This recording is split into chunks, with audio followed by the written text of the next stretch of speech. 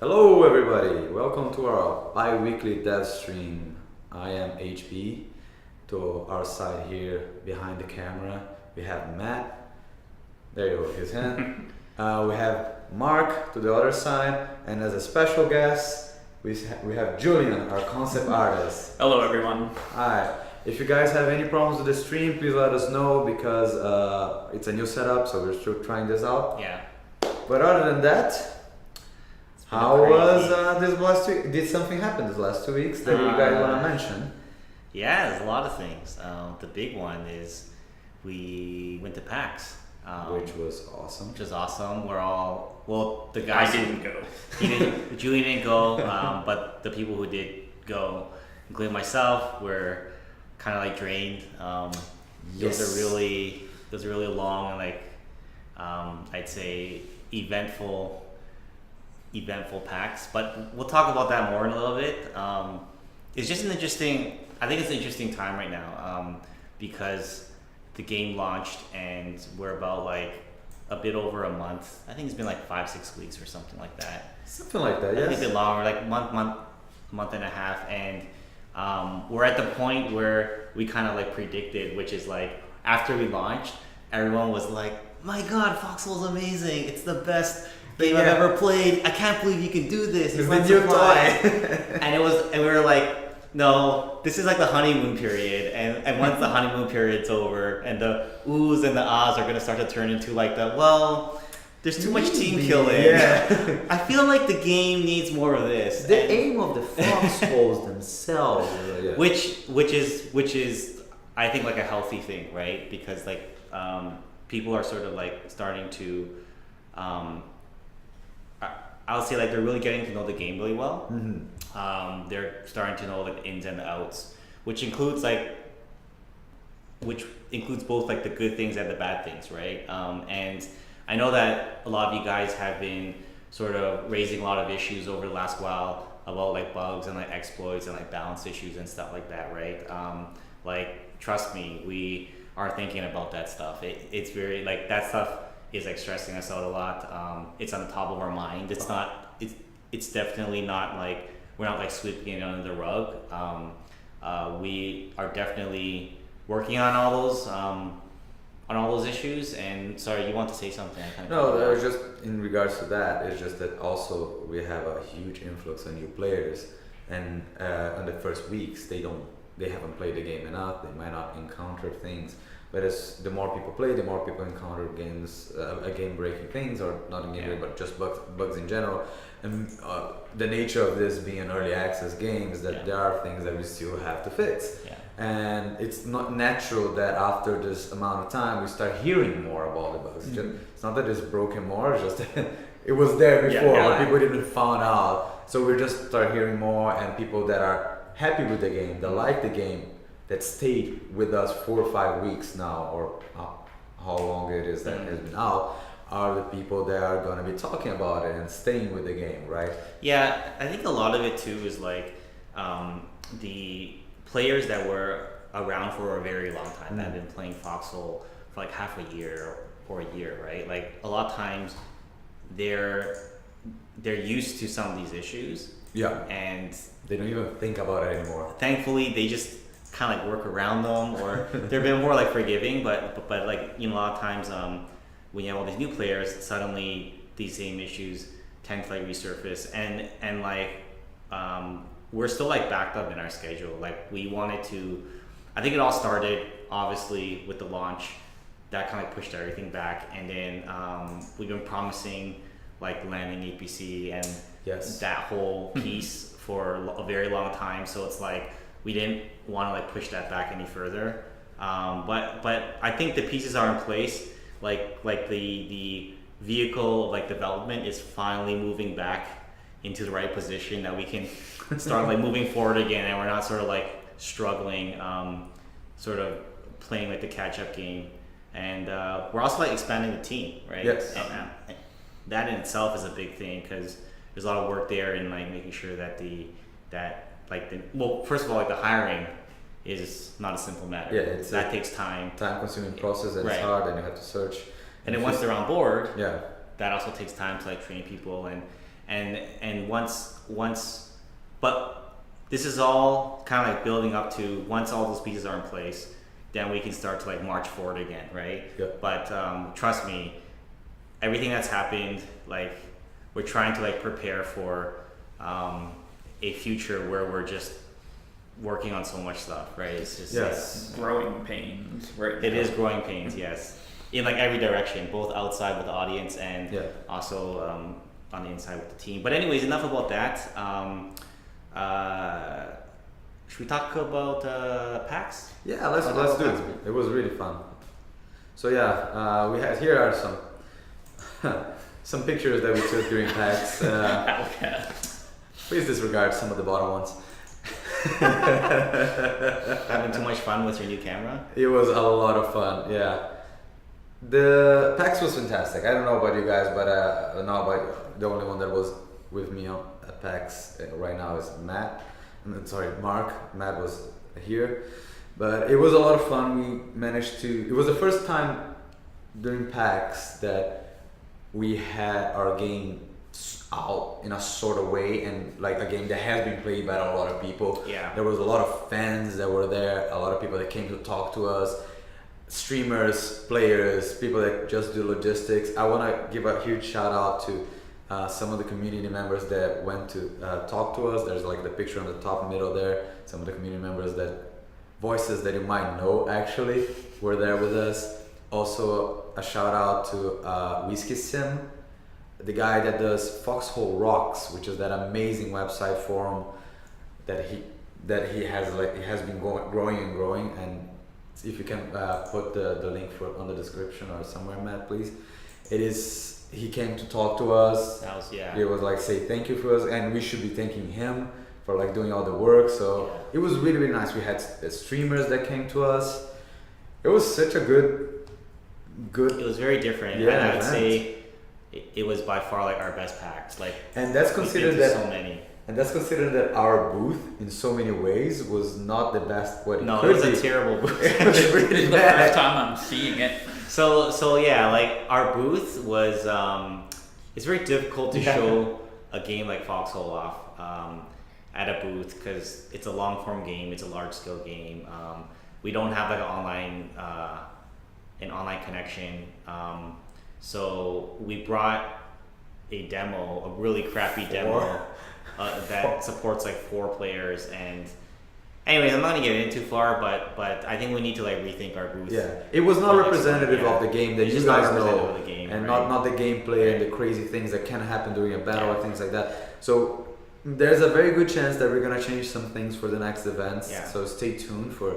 I don't know what's. I mean, if you guys have any ideas on how we can make it Yeah, better, please. because this time we would be like talking to people about Foxhole, and they're like, "That sounds awesome," and then we'd be like, "Okay, here you can try it out," or they would ask if they could try it, and we'll be Yeah. like, "Well, you know, this is just kind of like a crappy version of their game," and it's kind of like, what's the point, right? Yeah, So- if you can see the picture hidden behind our camera, it's you can see that there's only 4 people playing, and that's not enough. I think that No, not for no. Foxhole, not what we yeah, want, right? Yeah. Anyway, it was really nice. Thank you very much for everybody that showed up, everybody that we could talk to, that just say hi to the people that came to give us suggestions on the Yeah. game and talk about what we can improve, like in person. Just sometimes people just came to shake our hands, and that is like absolutely invaluable to Yeah. us.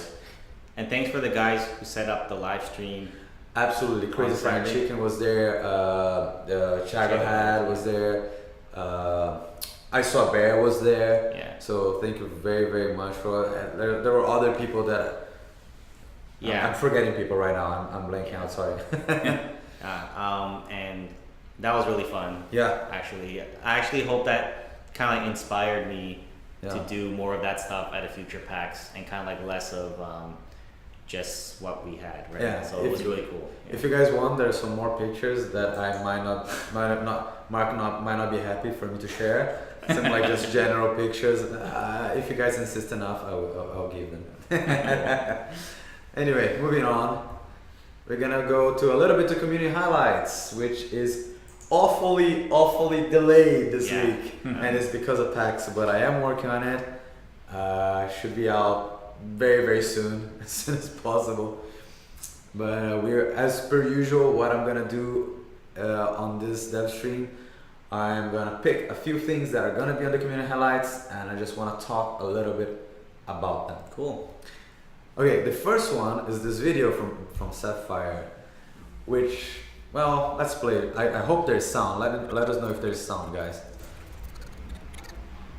5 people around, and he comes from fucking, I do not know where, God only knows, kills all of us, take our scrap and go into the fucking sea, man. Yeah,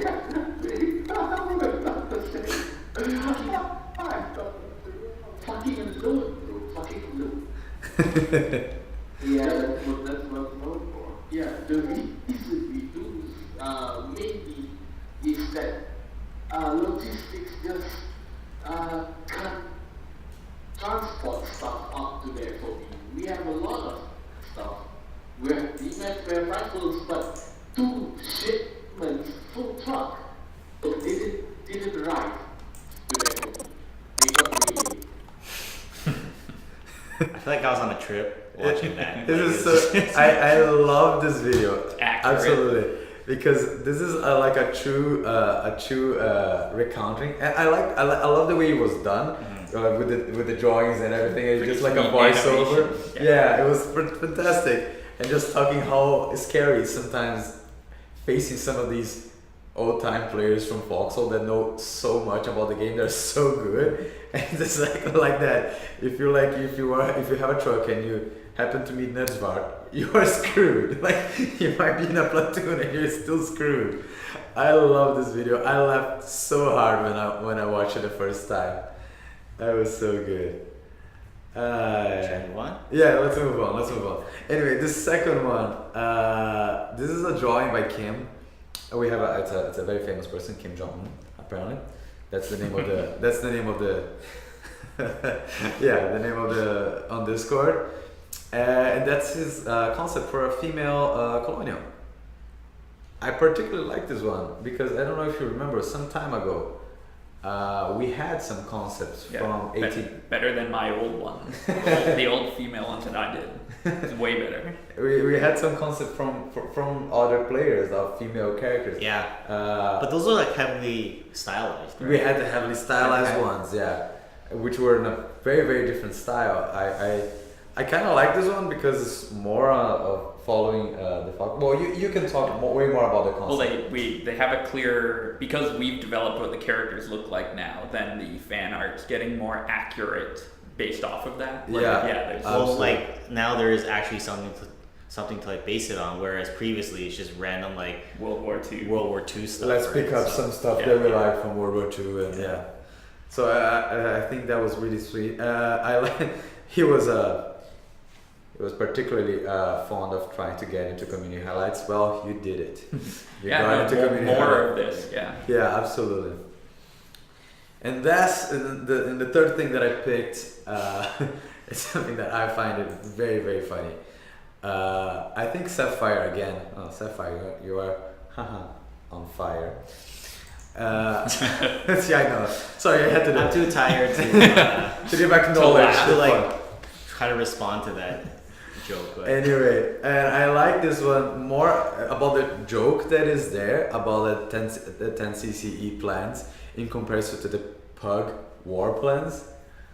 But I like this one because it shows the difference of the clans, how the different clans think, and what are the lengths that players go to one-up one another. Right. So if you want to know about like our plan that we had the last time that we had a war, yeah, it did have a bunch of steps like this, but after the first one, it was completely thrown out the window. Devolved. It was just like me and Outcast. I was like, you know what? No one's following anything, so why don't you and I just work together, and everyone else can go off and do their own plan. Yeah, but I really. Hey, so are we allowed to like register in the FCL? I don't know if you are. I think there might be some conflict of interest there. But for the ones that don't know what the FCL is, it's a community event, Foxhole Community League, if I'm not mistaken, that's the acronym. Well, it's not an acronym, it's just Anyway, there's a different word for that. And what they're doing is that they have 8 clans and they're competing on again, all player base, all community decided they're doing this competition to see who is the clan that's gonna come victorious. They're doing like match after match. There are gonna be some videos of the FCL fights on the community highlights as well. They do have videos popping up all the time, so if you guys want to check, that's what FCL is. It's really, really fun. They're doing kind of like their first season right now. Yeah. I know they have plans to actually do more and expand more, and we actually talked to some people that deal with this community league, and how maybe we can do some things to help it out. Have a beat up the devs round where the teams can just come and slaughter us in game. Yeah, we won't have no chance even if he wants to beat up the devs. Have you ever met that should be the prize. The prize should be you get to face. They do that automatically. Every time I log in, they already killed me. I don't know. At some point, I want to take it seriously and try to have a shot. I think we can beat. Okay, here's the thing. I actually think that we can beat some of these guys. We just have to be a bit more coordinated. Throwing down the glove. We gotta be and way start more fighting with coordinated. each other, because usually we start fighting with each other first. Before we start. If we took all the energy we're fighting each other and To fight the other guy. to fight the other team, maybe we'll win. And We also have I a think we huge can do problem. it. Our entire dev team is about half the size of any clan that is on FCL. That's true. Maybe we can team up or Yeah, we might have to harness the power of some of our maybe our community friends or members. something, maybe our community members. It would just but I would love to do that one day. I think that will be really fun. It would be fun. It would absolutely be If fun. anyone wants to do like a 10v10 on a weekday, I think we can do Just that. spam one I on think the we can chat make right that now happen. and make Matt go crazy. We'll just have an even smaller map. It'll just be like half of this one, and it'll be like 10v10. Anyways, this is it for community highlights. They're saying mods v devs. Mods v devs. The mods will destroy us. Look at who we have in the mods. If we have Crazy Flying Chicken, which is a mod, He's not allowed to play. He's not allowed to making the plans for the mods. We're already screwed. Just right there. He should make our plans because we'll screw them up really bad. But you see, the mods aren't used to playing with each other. There's a big difference, right? Well, that's even That's even worse for us. If they're used to playing with each other, they know exactly. They're not used to playing with each other, right? It'd be more like an all-star team. Versus the dev league. Versus the dev. versus the coaches on the NBA. Yeah. The coach, like the fat guys that never play anymore. Yeah, that's a great idea. I cannot foresee that going wrong at all. Anyway, I think it's time for us to go to something else. Let's go to suggestions. I want to do that one day, by the way. I'll leave it at that. I think that'll be I think it would be really fun. Yeah. I do agree it would be really fun. Unlike UHB, I want to try to win and not be defeated even before. No, you know what? If you guys want to try to win, that's okay. I'll stay on the back just building radio towers and I'm gonna be just fine. I'm a support player. Moving on. Community suggestions. Community suggestions, yes. Once again, we are trying to highlight some suggestions that are interesting for us. That doesn't mean that we're gonna include any of this in the game anytime soon or ever.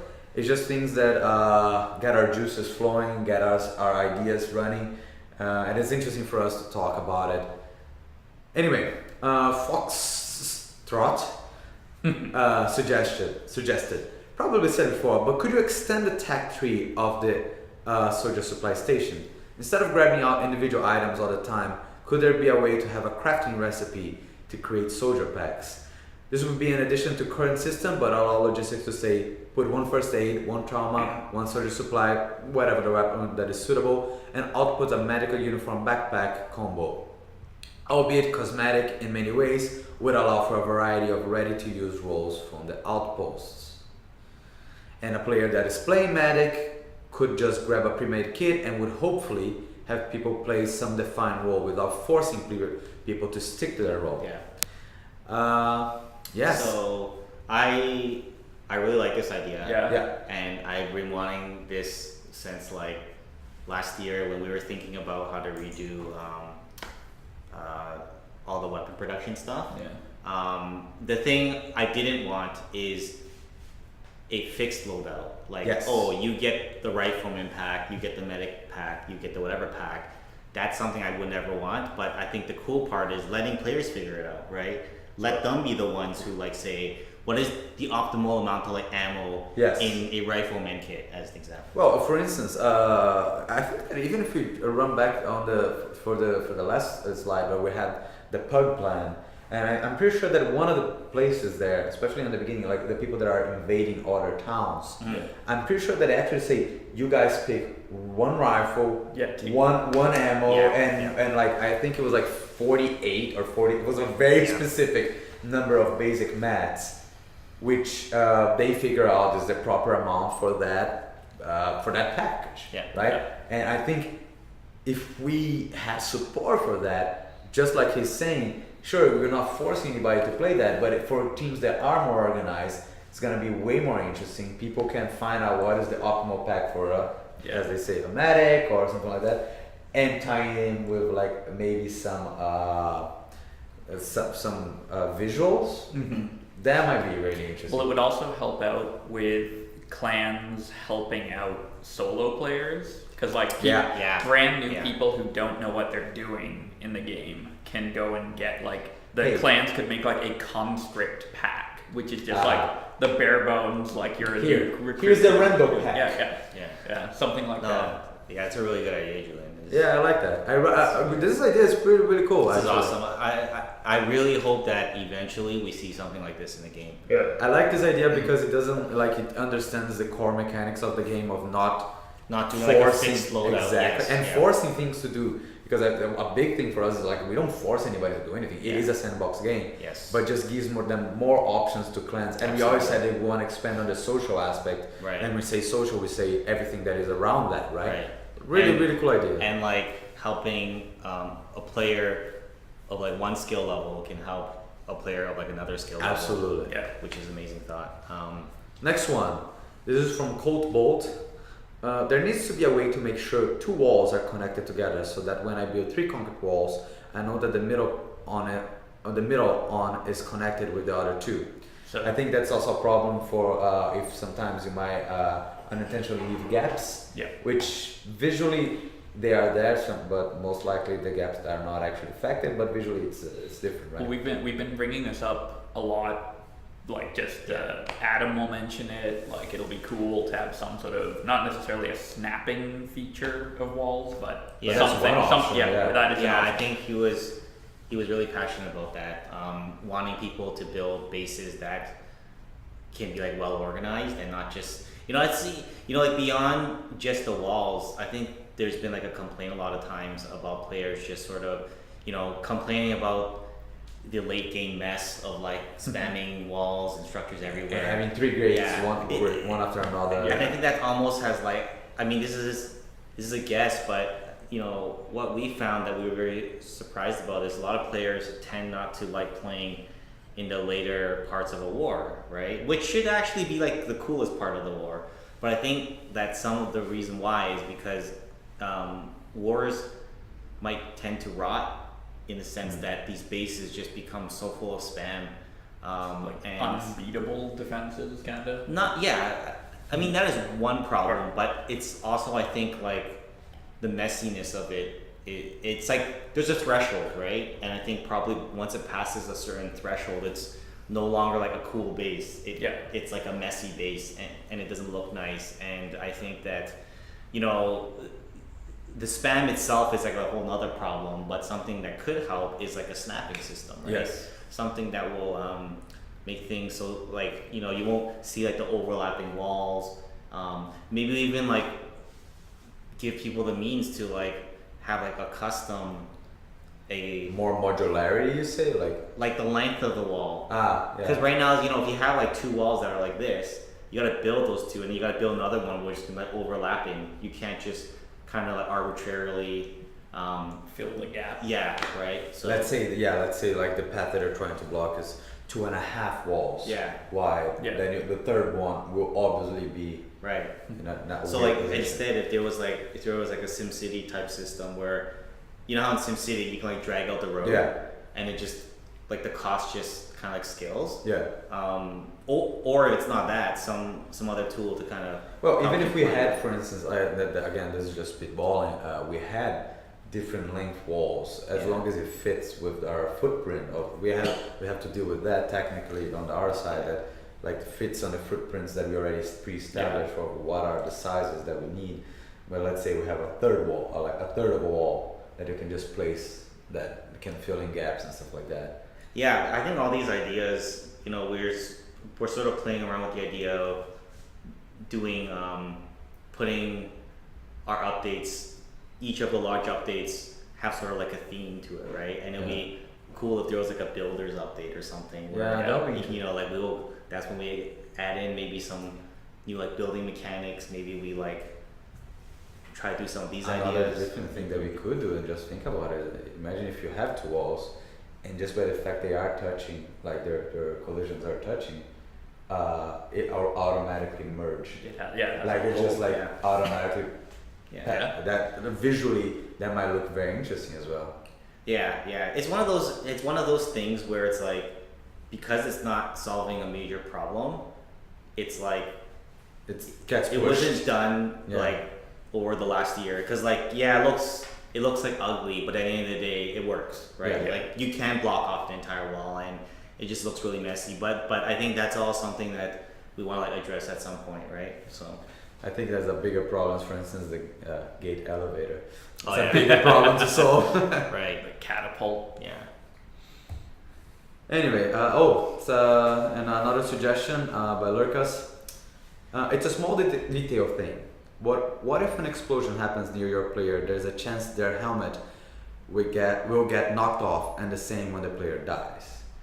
It is something that it is not out of the cards now anymore. No, it's not. No. The way we are set up for we always said that we are setting up for different outfits, and that also includes the fact that the helmet is a separate mesh now, which used not to be. Well, there's lots of stories of soldiers or people actually getting blown out of their own shoes. So when an explosion happens, you're just a pair of shoes. That might be a little bit harder to do, but But the I like this because it's such like a Foxhole thing. Yeah. Right. Like this kind of like detail. You know, just like what we did with like the slow wounds mechanic. Yeah. Like you want players to these little things to kind of happen, right? Yeah. And it being a little bit of like a random thing too, because all these kind of unexpected things actually happen in war. it could also even become like he's talking about the fact that the helmet is like sort of a physical object in which that it can get blown up and kicked around and whatever, right? Which is cool on itself. There's that would also perhaps tie in with a suggestion that happened like 2 dev streams ago about the different colored helmets, in which they have they have absolutely no physical no in-game difference. It's just that they have different Squad colors, marking but colors. people can use it anyway. Mm. Those two are, in my opinion, are very tied together, which would be an interesting thing to put in. Then we'll have a helmet update Just a helmet update, yes. And we have another community. We have time. Yes, by Sylvonia. What if when you carry a trauma kit or a first aid kit, etc., in your inventory, there's some sort of cosmetic indication of that? That way, allies and enemies can tell who is who. Not sure if this is a good idea. So, what is your guys' input? Basically, you want medic skins, like a medic outfit. Yeah, but it's tied to what you're carrying. I think that the interesting thing to take out of this is that in this case, he or she is talking about medic having a trauma kit. Therefore, your outfit is a medic. And what about if you have like a heavy machine gun and you have like a different backpack? Mm-hmm. I think that kind of concept of like changing depending on loadout. Mm-hmm. What do you guys think?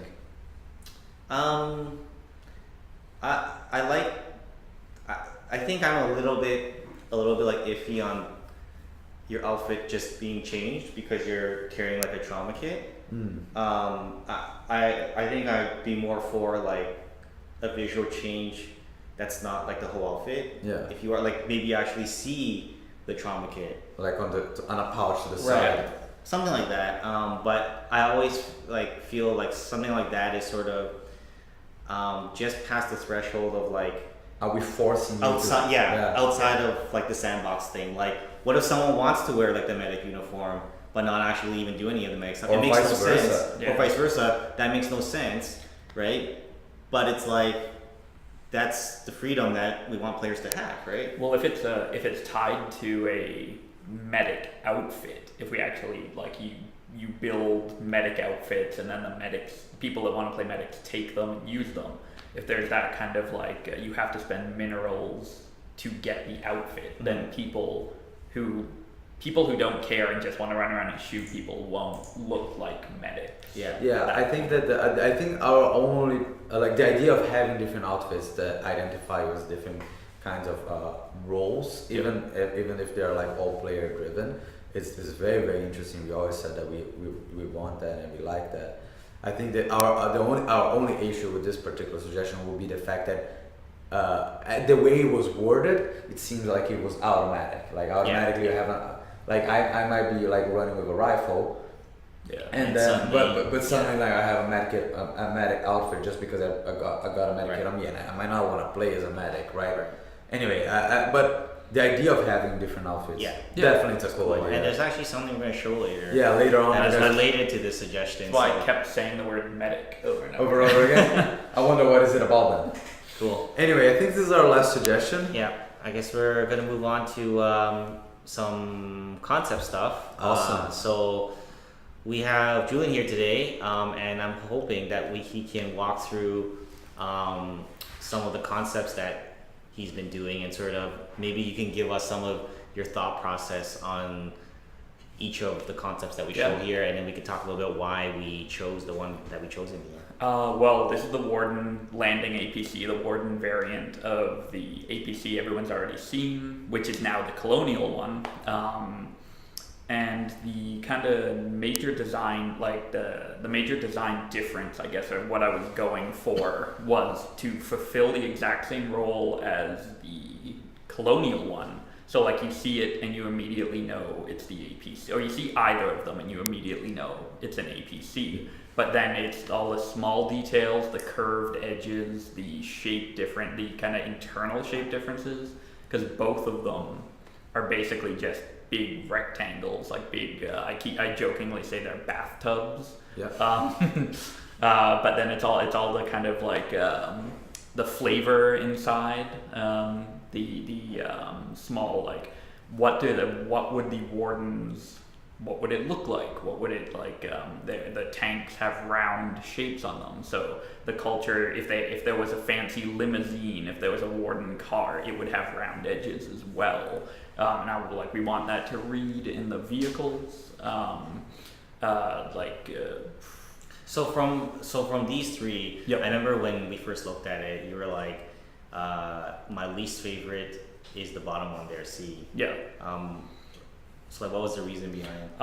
Well, as soon as I'd finished it, I realized it looked initially it just didn't have a feeling that it didn't feel Warden to me. It felt like an exploration to see maybe this is right or not. And I think I can equate the kind of the lack of the Warden feel, that it almost feels too much like the reference I was referring to, which was the American LV-4 amphibious lander. It just the shapes were too close, and that immediately didn't read as Warden, and it's literally like a guttural kind of for me, I have to take a break and come back and look at it again. And then I get that immediate first read of yes or no, and it's based off of all the kind of minute, the small shapes and the edges and whatnot. Right. So, like, just as a more like general question, what is the process that you go through usually from like start to end? Usually I start by doing research, finding reference images, lots and lots of reference images.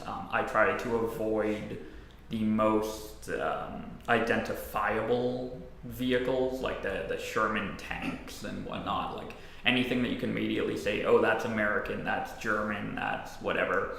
I try to find more obscure vehicles.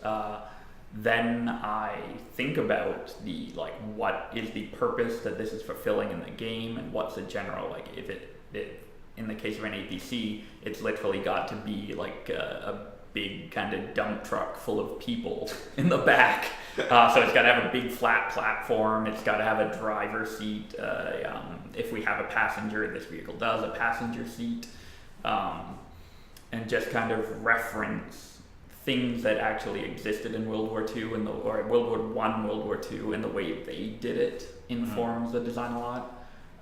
Then I do a bunch of sketches. Sometimes it's full color, sometimes it's black and white, and that is actually really dependent on a day by day. And if I'm kind of feeling like, yeah, I want to try, I haven't done color in a while, I want to try a page of color stuff, then I'll do that. So that's really just to get me into the mood to draw and paint as much as I can. That's really cool. And then you come in and rip it all up and say, oh, this is terrible, I hate this. Oh. I've never used the word terrible before, but I have a question for you actually. Now that it seems to me, particularly now that we've seen more vehicles and more concept arts that are divided between, you guys are gonna see more stuff here. They are divided between colonials and wardens, right?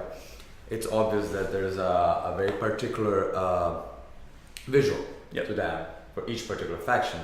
Now that you have that more in your mind, is it easier or harder when you're either looking for references or creating the shapes of things?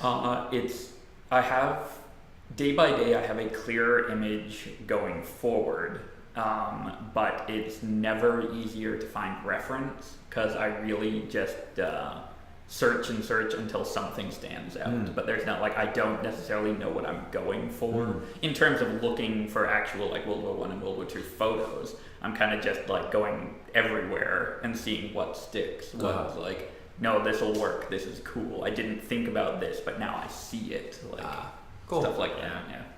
And this is kind of like the last part of the process. Oh yeah, the last part is doing, like, figuring out what the inside looks like, what the back looks like.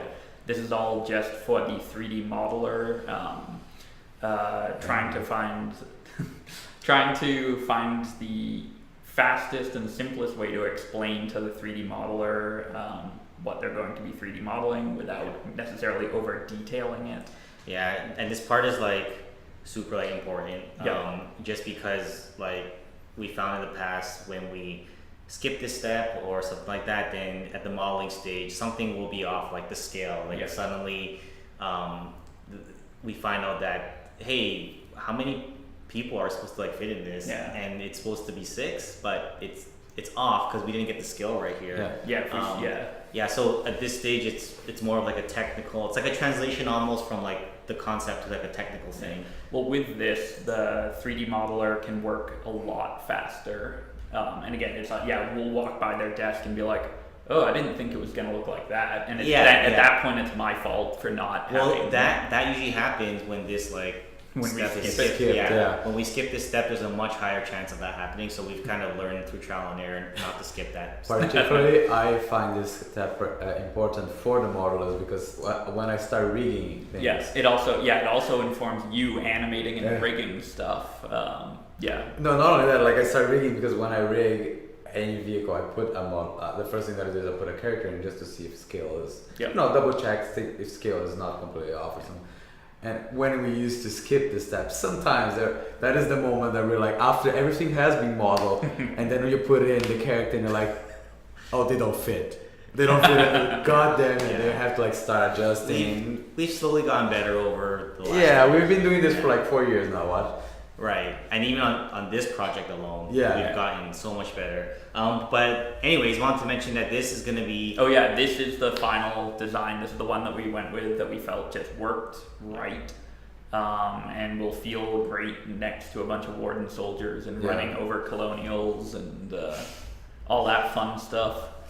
Cool. Let's move on to the half tracks. Oh, yeah. This was I'll let you talk about it actually. So this was the page that I came up with while you guys were at PAX for various colonial half-track design, because I think it's been mentioned that we're getting rid of what's in-game because it's actually a World War II, it's a real World War II vehicle, and we're replacing it with a colonial, and there will be a Warden version. But basically I came up, the longer we work on this, the clearer, like, me and Matt have in our heads ideas of where did the colonials come from, what's their tech like, and in the half track we decided on, it slowly emerged that they would take like an old truck or old tech and armor it up and like slap on extra plating where they need it. And kind of this is something that they can get as many of them as they can as fast as they can. Mm-hmm. I wanted it to feel like if it broke down it would be easy to fix. Mm-hmm. Like it doesn't take a... No, go ahead. I was going to say, and we also were trying to follow the philosophy of it looks like it can be mass produced. Yeah, it looks like it can be mass produced. Yeah, and I specifically, I want it to feel kind of like a powerhouse, like there's a big engine inside of it, but maybe it has too much armor for the engine, so it all balances out that it'll be just about as fast as the current half track is, but there's kind of some visual storytelling there in the production and mindset of the colonials. That's really cool. Yeah, there's always this. I haven't seen this one, so it's really cool. I always find that like this doesn't happen very often, but especially like nowadays. But in the past, there was a little bit of this like, little bit of like a struggle or a balance between it should look like it's mass produced. It shouldn't like, but at the same time, we always like to avoid the look of it sort of looking like a makeshift type of thing, because it's not makeshift. It's definitely like a manufactured thing. It's not like a bunch of scrappers scrapping and slapped people together.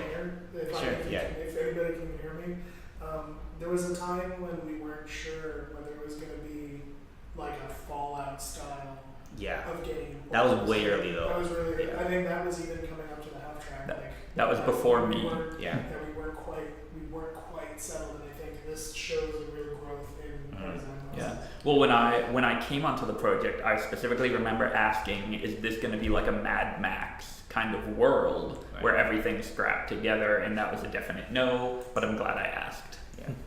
And this was the second page. We decided on A, but didn't like the wood paneling on the back that made it look too ramshackle or too weak, I guess. It wasn't a military vehicle at that point.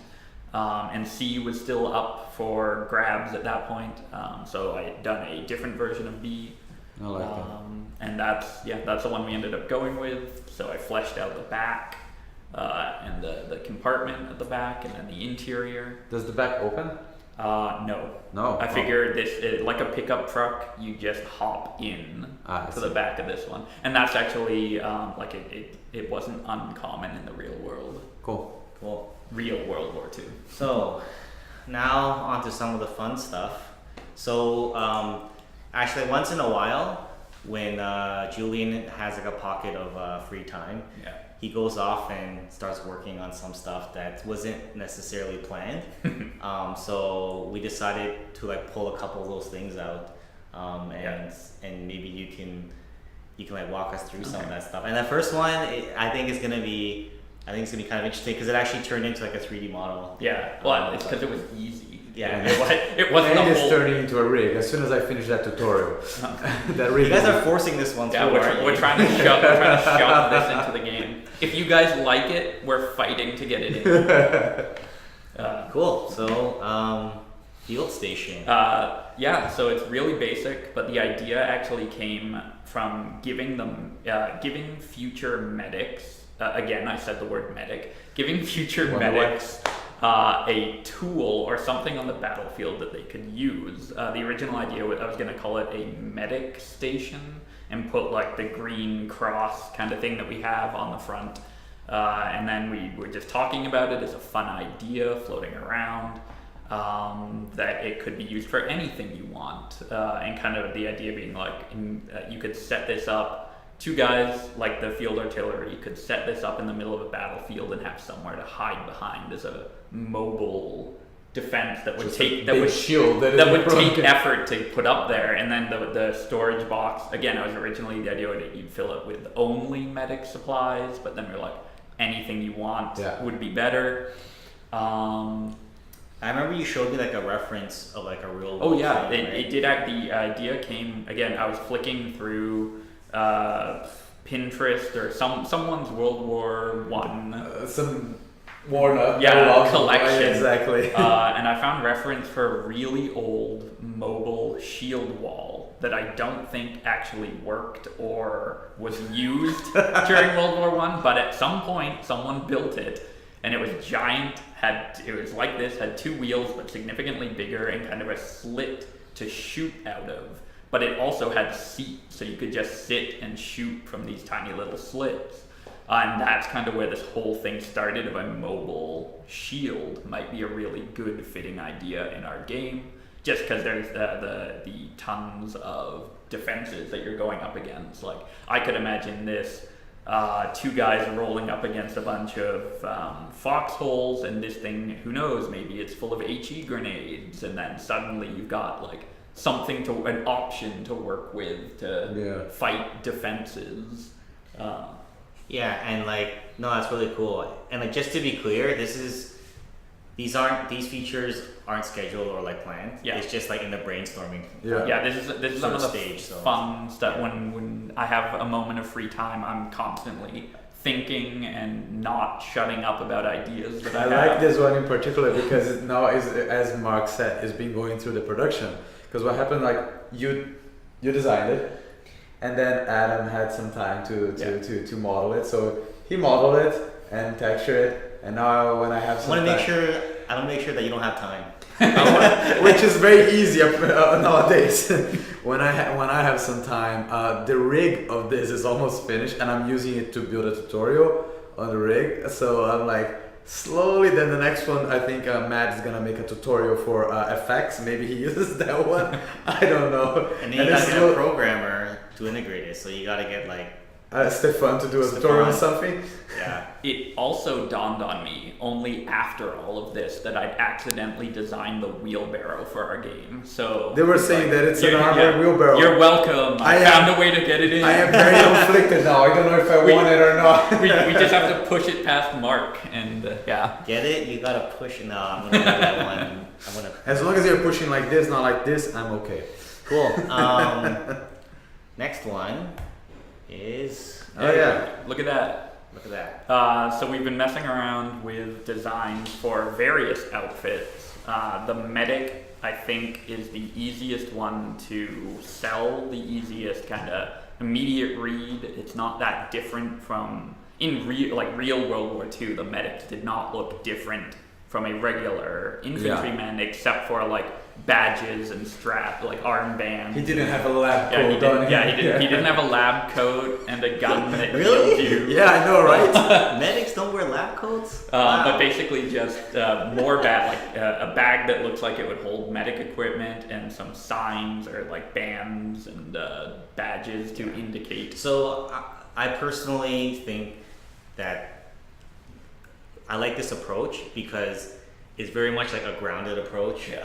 It's not like a lab coat, or it's not like we're trying to make it really trying too hard for it to be like a standout thing. Like, look at the medic uniform. It's like red and it has like all kinds of like medic signs on top, because that's something that like we never really wanted to. That's not the approach that we like in Foxhole. We want it to feel more real and more like practical. Like, what would they actually do, right? And in like a lot of video games, they will try to like glorify it a bit too much. Not naming any names for any games, but I don't know why I'm pointing at you. I don't know why. I don't play those games. You know, those games, no, I'm just kidding. But have mercy.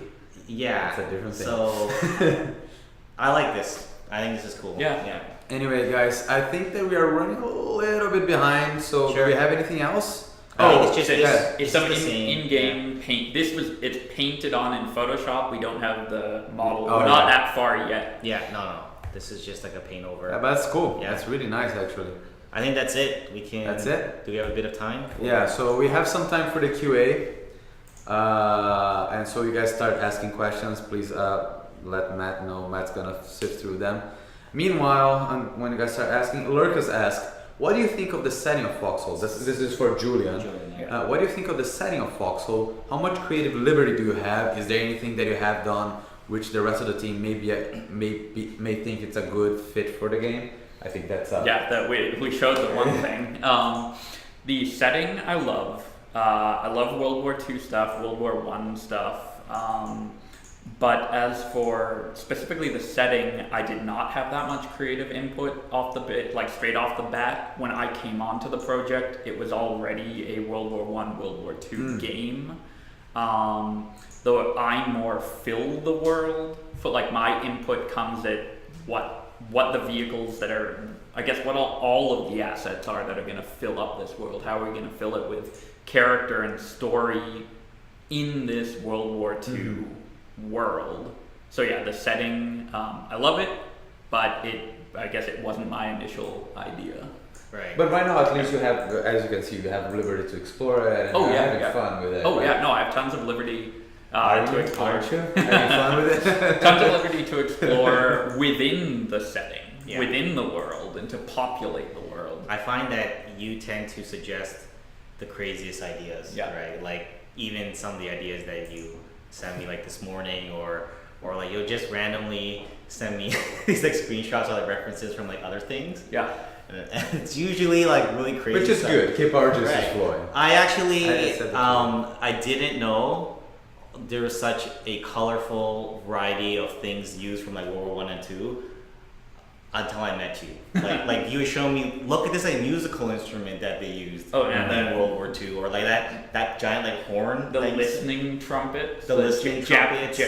Japan before radar used trumpets to hear incoming airplanes, because that's what they decided was the best. So there's like 100-foot tall trumpets that look ridiculous, and there's tons of crazy great stuff. When I started here, I had an interest in World War I and World War II, but now I've kind of become the encyclopedia of like crazy vehicles and guns and whatnot.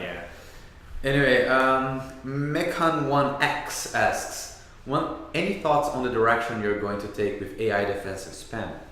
Yeah, so that question is asked all the time.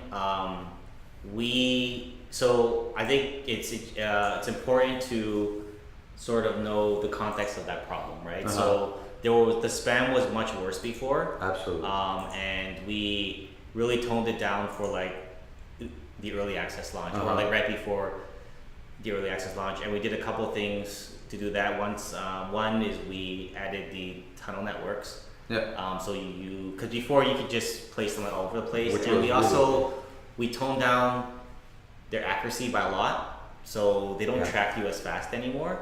And I think that we're not finished, right? We are definitely going to continue taking a look at it, but the answer is not like a black and white answer, because I say this every time, because I constantly hear like both sides of the argument. On one side of the argument is like it's too hard to hold your ground if you don't have any defenses. Yeah, and we hear that all the time, like, oh, what's the point in like capturing a town if like you can't hold it? So if we just suddenly shut down the passive defenses, that problem will be like it's gonna be a huge problem. But on the other hand, if there's too many defenses, you're fighting the defenses much more than you're fighting the players. If there is sort of a real like urgent problem that I like to take a look at sooner, is the fact that in the late game, it's not so much the quantity, but the fact that you can like kind of like stack them like right beside each other and just literally make this create huge, like a like death area. Yeah, exactly, like a spam kind of like pool of foxholes. So I think that's probably the place that we want to look at first, but it's an ongoing struggle, and it's not like a black and white answer. And I think it's just something that we're gonna have to slowly chip away on. I think we are. It's an evolving problem. It's an evolving problem, Next one, Stranger Days asks, I often get players asking me about bugs or the squad system or the server browser and about why haven't these things have been fixed yet. I was wondering if you could share a bit of the roadmap with us when it comes to immediate future plans. Right. So why don't we fix more stuff? So I think that in the coming month or so, you'll probably hear us talking more about like a roadmap. But like I said at the end of stream, we're just starting to get to the point where we can start working on like new stuff, because everything is like backed up. I mean, we're still working on like the landing APC. And another thing that I want to point out that is not as easy for us to do the updates anymore, right? So in the pre-alpha, we had a single server, and like at any given time, there was like at most like 100 players. We can move like much faster than now. Now it takes us 2 to 3 days just to roll out the update, and in a worst case scenario, like last week, another day or two to like fix bugs and like deal with the fallout of like we pushed out like a bad update, which happened last week. There's like 4 full days in which it could be 4 full days, which means on like the 2-week cycle, right? You're talking about working on a patch for a week and like a day, and then you roll out like the dev branch, and then another like 2 days for the QA and the launch, and then potentially another day or two with like the follow-up work or dealing with a hot fix. So that leaves you like 0 time to actually work on all this stuff. It's one of the reasons why we haven't been able to work on it. Which is another reason why we're also hiring more people. So like both ours and absolutely. We're only 8 of us. We are like dying, like we are in need of help, right? Yes. That's why we are looking to hire, and we have more people coming on board soon. But as for the roadmap, I think that's something that we're going to try to push to have more to say about that in the next month or so. But one thing I do want to give you guys a heads up on is that we're probably going to have a longer cycle for the updates in the future, because the 2-week cycle is actually worse, because we get even less work done with the 2-week cycle, and it's just something that we got to move away from. Yeah, I know there's not. Some people might see that as a step back, but actually it is a step forward. We are not going to stop communicating with you guys on what we're working and the things that we're bringing in, but it's going to allow us to perhaps focus a little bit more on development and then do the update, right? And here's another problem. There's actually a lot of problems with the short cycle. We end up putting in a lot of like patchwork fixes, and a lot of hacks, right? And that's a short-term win, right? Like, oh, we can just fix this up kind of like halfway, but doing the proper fix is like a long-term win. Here's an example. With something like the server queue, it's had so many problems. And why? Because it was a hack. Because we were like, we have a 2-week cycle. We got to get this in after a week, and we found sort of like the fastest way, right? And that was fine. I mean, it worked, but it hurts us in the long run, because then we have all these problems at launch, and that is only one example of like so many features where, you know, we actually sat down and took the time to like make the vote kick system better, took the time to make the squad system better. You know, it's gonna be good in the long run, even though in the short run it seems like, oh, well, we're not, you know, things seem like they're slower, but it's a long-term win, right? Okay. And I just draw stuff. So. Pusiasha, I think that's how we pronounce it, I don't know. Would you apply more changes to the resource system? Gathering fuel by punching respawning barrels feels weird at best. By the way, you don't punch the barrels, you hammer the barrels, so they're wrong right off the bat, just saying. Negate the whole question. Would you apply more changes to the resource gathering system? Yeah, I think so. I don't think that's the highest priority right now. The resource gathering right now feels a role that is necessary and is not broken. It might not be the exact best, but it's not broken. I think right before launch it was a little bit broken or like unbalanced.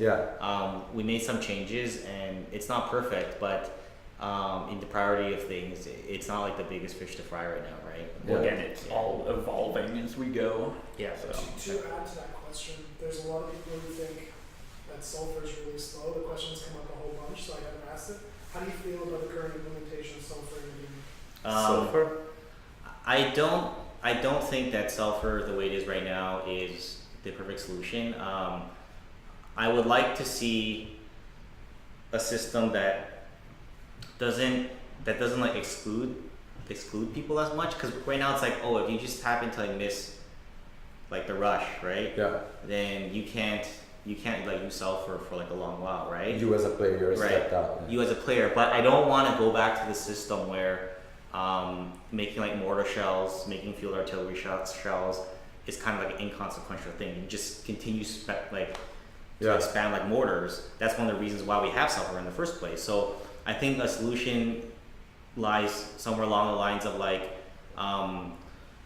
most people can go and get sulfur if they want, but it shouldn't be as fast. The process shouldn't be as fast as it is now.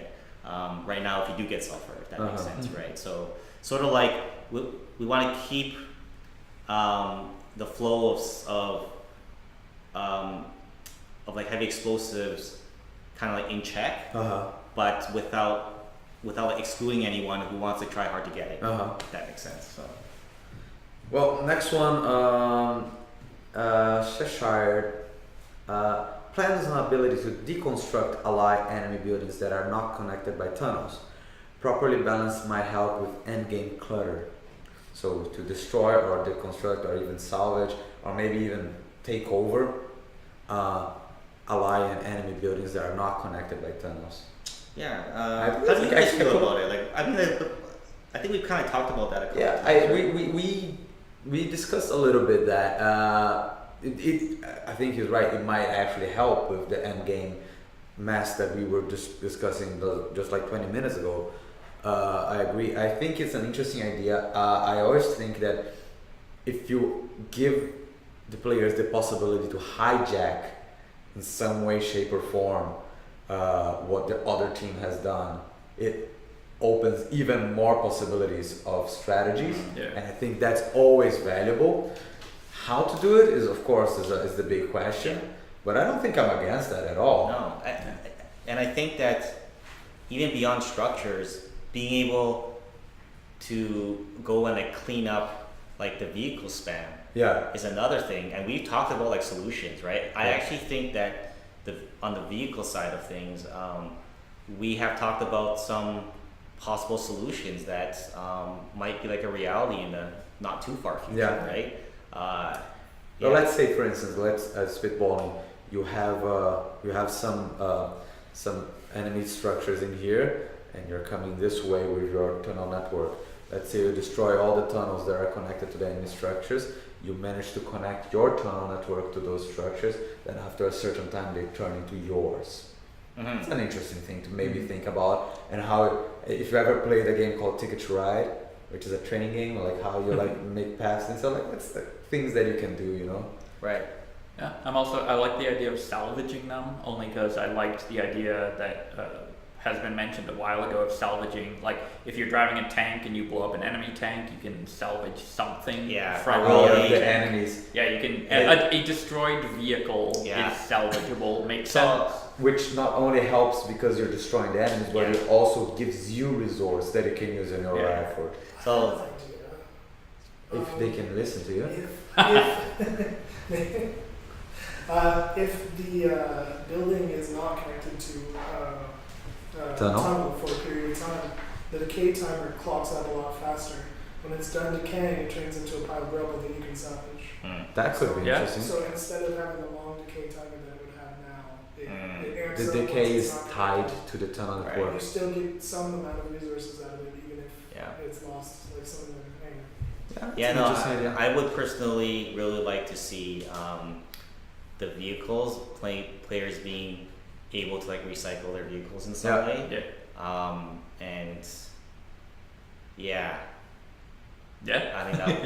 think there's another thing is that it would be interesting even for when you're building your own base, you place a wall, you place a wall in the beginning and it works, but then you start expanding and now you have to change the wall. Right now you have to like spend very precious resources destroying the wall.